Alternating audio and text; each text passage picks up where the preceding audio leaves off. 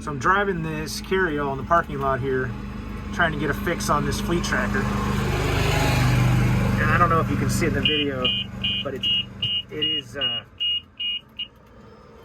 flashing the light where it flashes fast for every second, and then it stops, goes solid, and flashes quickly for a second.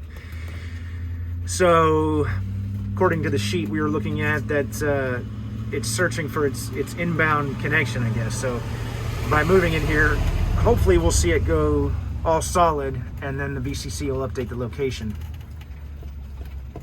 But right now I still don't have cellular because we got the flash.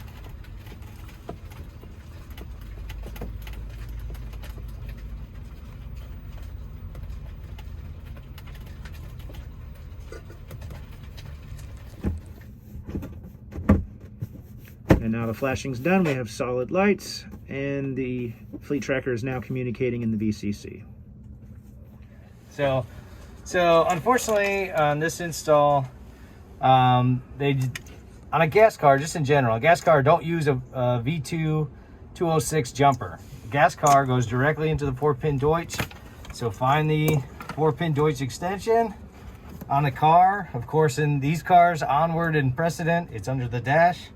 In carryall, it's under the hood. You're just gonna remove the cover, make sure the gasket stays on, and then just get your wire synced in, and we're good to go.